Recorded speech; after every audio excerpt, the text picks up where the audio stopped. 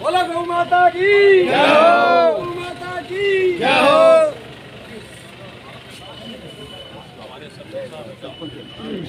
सब बच्चों का स्वागत हम करेंगे। आराम से आपके लिए है, चिंता ना करो। जितना लालच करोगे ना उतना मुंह में आएगा।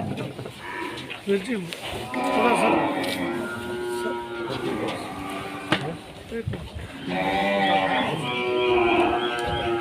आगे आगे आगे आगे चलते रहो बहन जी।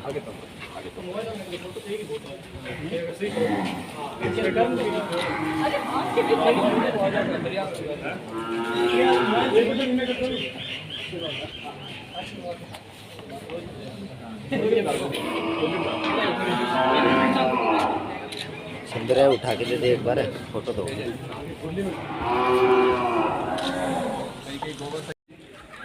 बहुत ही तय दिल की। जहां तक मुझे याद है, इस इलाके की सबसे पहली गौशाला रसालिया खेड़ा गांव में चर्चा हुआ करती थी कि रसालिया की गौशाला बहुत अच्छी है, तूड़ी को पहले खूब और लोग देखने जाते थे कि गौशाला में किस तरीके की सेवा होती है, लोग सेवा कैसे करते हैं। पशु तो सारा नहीं है, लेकिन जब सामूहिक तौर पे हम गायों को, पशुओं को, अवर पशुओं को इकट्ठा करके एक जगह रखते हैं, तो उसमें गांव का जो सहयोग होता है वो उसका एक आनंद ही अलग है। और रसालिया गांव की प्रेरणा से इस इलाके के हर तीसरे गांव में गौशाला है। मैं चेयरमैन साहब से दरख्वास्त करूंगा, वैसे जब मैं पहली बार मिला तो वाकई में ही मैं बड़ाई नहीं करूंगा, श्रवण कुमार जी बहुत खुले दिल के आदमी थे। राम जी इनसे पहले थे, बुजुर्ग थे, तो पूरा आदमी हाथ उनके पहुंच चुका है। तो भाई जनता पर भी बजट हो, अब 400 करोड़ का बजट बहन जी मुख्यमंत्री जी की मीटिंग हुई तो वहां पे हमारे सांसद महोदय जी ने ये सुझाव दिया कि इनकी लोकसभा में 1/4 गौशाला, जितनी गौशाला पूरे हरियाणा में है उसका 1/4 हिस्सा सिरसा लोकसभा में। हर एक गांव की इच्छा होती है कि सांसद कुछ ना कुछ हमारे गांव में दे के जाए, लेकिन सांसद को जो सालाना पैसा मिलता है 5 करोड़, ये गली बनावा तो 7-8 लाख की बनाई, वो बड़ी राशि को नहीं, पर फिर भी हम जितो सहयोग हुए वहां गाँव कोई टैंकर है और है, गौशाला सारा दिया। लेकिन जो इन्होंने सुझाव दिया माननीय मुख्यमंत्री जी को कि गौ सेवा आयोग का आप बजट बढ़ा दो, क्योंकि सांसद होने के नाते जहां भी जाते हैं तो वहां गौ भक्त आके वो अपनी डिमांड रखते हैं। तो मुख्यमंत्री जी ने उस बात को गंभीरता से लेते हुए और इस गौ सेवा आयोग में 400 करोड़ देने का काम किया, कि बहुत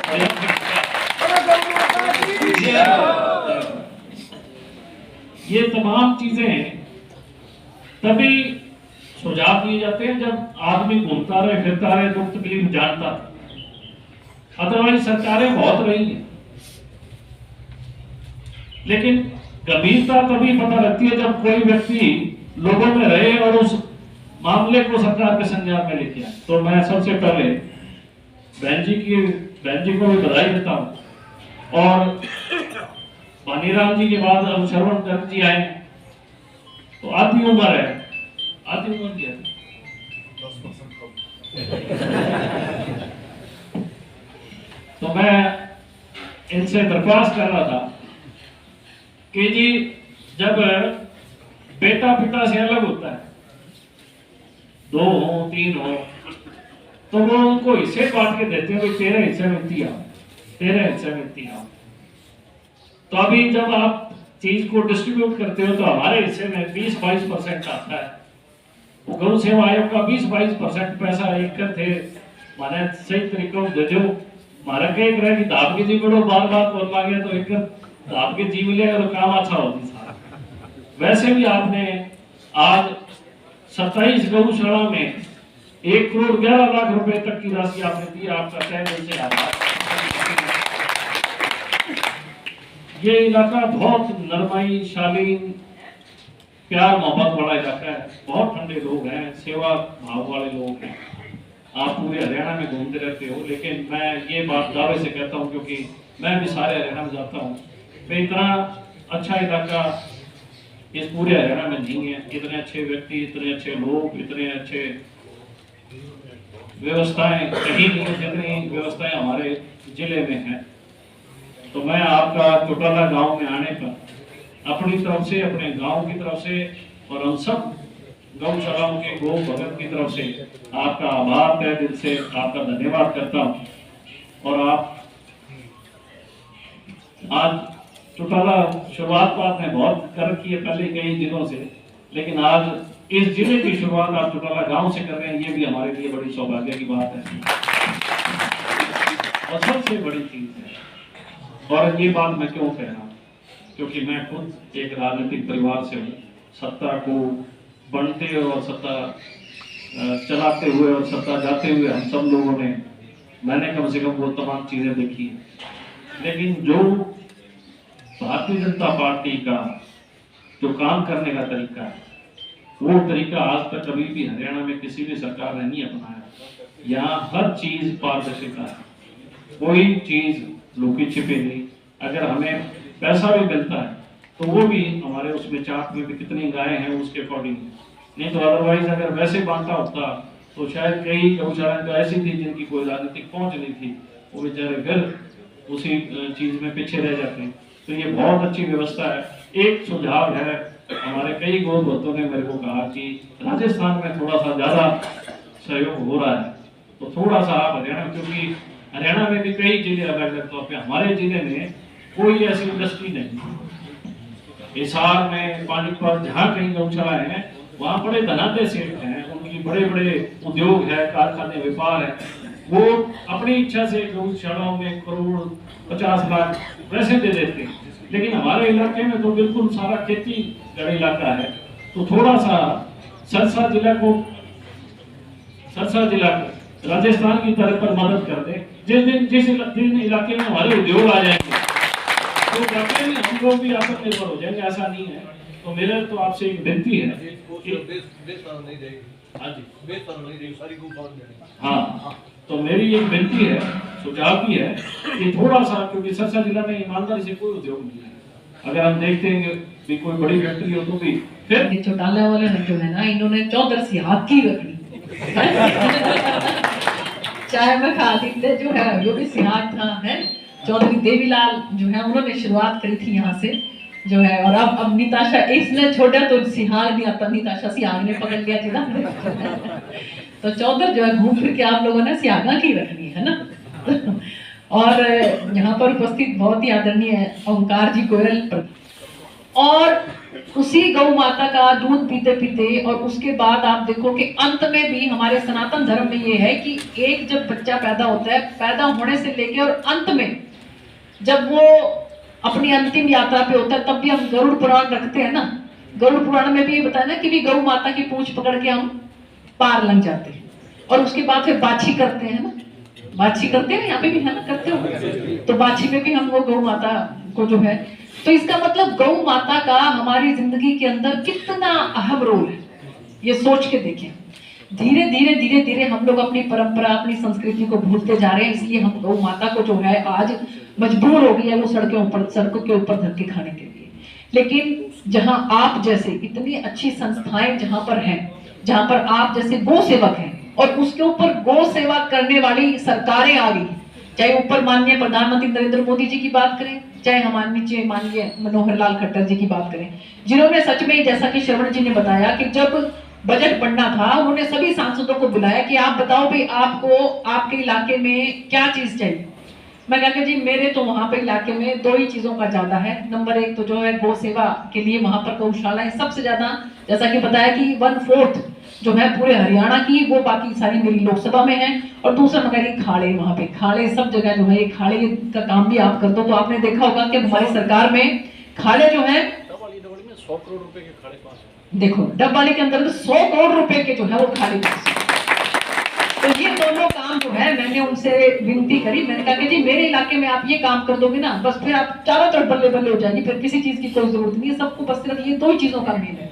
और उसीलिए आप देखो कि 40 करोड़ से बजट बढ़ा के 400 करोड़ कर दिया, और 100 करोड़ के करीब जो है वो डबवाली में खाड़े जो है वो तैयार हो रहे हैं। तो इसलिए मैं बहुत बहुत जो है माननीय मुख्यमंत्री जी को इस बात के लिए बहुत बहुत धन्यवाद करती हूँ। 500 किलोमीटर सड़क, 500 किलोमीटर की सड़क, इसी हफ्ते में। हाँ, लेकिन क्या नाम चौटाला साहब, यहाँ की सड़क जो सी है ना, वो मैं आते आते जो है वो कई बार थोड़ी सी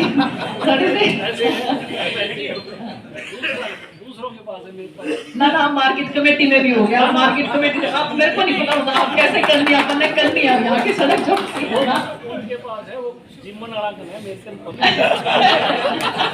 अच्छा विभाग, अच्छा कोई नहीं चिंता ना करो आप, ज्यादा भी चिंता की बात नहीं। तो मैं बस यही ज्यादा ना कहती हूँ, यही बात कहना चाहती हूँ कि मेरा हमेशा ये सोच रहती है कि अगर आप राजनीति में रह के सेवा भाव से करना चाहो तो बहुत कुछ कर सकते हो, और इसमें ना कुछ दिखावे की जरूरत नहीं होती। कि जैसा कि मैंने आपको बताया कि ये मन के भाव होने चाहिए कि आप किस तरह से जो है वो सेवा करना चाहते हो। इसलिए जैसा श्रवण जी ने बताया कि राष्ट्रीय गोधन महासंघ एक ये पूरे हिंदुस्तान का बहुत बड़ा संघ है, और मैं लगातार उससे जुड़ी रहती हूँ। तो उन्होंने ही जो है एक प्रस्ताव रखा जो है केंद्र सरकार के साथ, जो हमारे मंत्री हैं उनके साथ, क्या किए कि जैसे इन्होंने गो कास्ट की बात कही, सच में ही ये बात भी बिल्कुल जो है ध्यान करने योग्य है कि जो पेड़ है, लकड़ी है, वो भी बच्चे के पैदा होने से लेके और आखिर तक साथ रहती कि नहीं रहती। एक पेड़ जो है, बच्चा जब पैदा होता है तो अब तो फिर भी कई चीजें चल पड़ी, पहले तो ना वो लकड़ी की बना देते थे, पकड़ा देते थे, उससे पकड़ के चलना सीखता था। और उससे भी पहले लकड़ी के झूले होते थे ना, झूले के अंदर, पालने के अंदर अपने बोलते हैं, पालने में बच्चे को डाल देते थे और उससे झूलते थे। तो बच्चा पैदा होते ही जो है लकड़ी का उसको सहयोग मिलता था। उसके बाद फिर देखो आप दरवाजे, खिड़कियां, बेड, सोफे, सब कुछ लकड़ी का, और उसके बाद अंत में भी जो है वो लकड़ी ही साथ जाती है। लेकिन हम कितना ज्यादा इन पेड़ पौधों का जो है हम धीरे धीरे सब काटते जा रहे हैं, बिल्डिंग बनती जा रही है, क्या हालात हो रही है आज। सच में ही अपनी जमीन को वो है वो ठीक रखने की बहुत जरूरत है। कितने, कोई गांव ऐसा नहीं होगा, कोई आप देखना आस पड़ोस में किसी की भी बात करो, पता लगता है भाई उसके कैंसर हो गया। कैंसर कितना हो रहा है कि नहीं हो रहा, कितना बढ़ रहा है कैंसर। मेरी तो खुद 2 महीने पहले मैंने तो अपनी माँ को जो है वो कैंसर से खोया। तो कहां से आ गया कैंसर? ये कैंसर हमारा खुद का बनाई हुई बीमारी है। ये कैंसर पहले नहीं हुआ करती कहीं पर भी। हमने आज से कम 50-100 साल पहले सुना था कोई कैंसर का?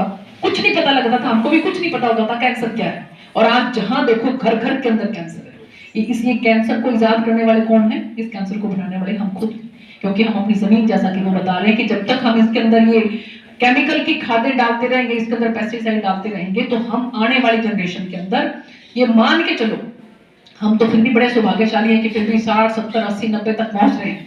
आने वाले जो हमारे बच्चे हैं ना, वो बड़ी मुश्किल से 40, 50 से पहले ही खत्म हो लेंगे। माननीय मुख्यमंत्री मनोहर लाल और विधानसभा के अंदर पहला बिल जो पास किया, इस मुख्यमंत्री के गौ भगत होने का प्रमाण उसी से मिलता है कि गौ संरक्षण व संवर्धन कानून कि कोई भी गौ माता को चोट पहुंचाएगा, दुख पहुंचाएगा, उसको 10 साल तक जेल और 1 लाख रुपए तक का जुर्माना और गाड़ी जब्त। ये पहला कानून पहले विधानसभा, पहले सेशन के अंदर ही उन्होंने पास किया। उसके साथ साथ जब हुड्डा साहब की सरकार थी, उस समय गौ सेवा आयोग तो बढ़ा दिया, परंतु मैं देख रहा था 13-14 के अंदर बजट जो दिया गौशालाओं को केवल 5.5 लाख रुपए दिया था। केवल 5.5 लाख रुपए पूरे हरियाणा गौशालाओं को। किसी एमपी ने, एमएलए ने दिया वो अलग है, परंतु जो सरकार की ओर से ना वो ये था। आते ही मुख्यमंत्री जी ने उसको 5 करोड़ किया 5 से 10 किया, 10 से 20 किया, 30 किया, 40 किया और 40 से 400 करोड़ किया। और जब मेरे पास उसके डॉक्यूमेंट्स आए तो 456 करोड़ थे उसमें। और आपकी गौशालाओं की जो ग्रांट है पहले साल में 2 बार मिला करती थी और 300, 400, 500 रुपए के हिसाब से मिला करती थी। अब 2.5 गुना बढ़ाकर वो ग्रांट 750, 1000, 1250, जिस गौशाला में नंदी है केवल या नंदीशाला है उसको 1250 के हिसाब से गौशाला में प्रति नंदी के हिसाब से पैसा मिला है। जिनके अंदर गाय हैं और नंदी हैं और दूध देने वाले नहीं है उसको 1000 रुपए के हिसाब से, और जिन गौशालाओं के अंदर गाय भी है, नंदी भी और दूध भी है थोड़ी मात्रा में, ज्यादा मात्रा में, उनको 750 के हिसाब से। इस प्रकार से वितरण हुआ है। 40 करोड़ की ग्रांट आज से 5 महीने पहले गौशालाओं में आई। आप सबके खाते में आई कि नहीं आई? हाथ खड़ा करके बताओ। आई ना? कोई गौशाला रही तो नहीं? हाँ, आपने डॉक्यूमेंट्स उस टाइम जमा नहीं कराए और आपके भी रह गए हो तो आपके भी रह जाएगी। हाँ, तो इनके डॉक्यूमेंट्स जल्दी से जल्दी आपके जमा करवा दिए आपने पोर्टल के माध्यम से, और आपने करवा दिया ना? तो ठीक। तो आपके सिरसा जिले के अंदर 4 करोड़ 35 लाख रुपए की ग्रांट है। 40 करोड़ में से 4 करोड़ 46 लाख 73,750 रुपए। और इसके अंदर डबवाली विधानसभा जो है 27 गौशालाओं के मेरे पास डॉक्यूमेंट्स पहुंचे हैं। 15,591 गौवंश है। 1 करोड़ 16 लाख 93,250 रुपए आपकी गौशालाओं की ग्रांट आज ही।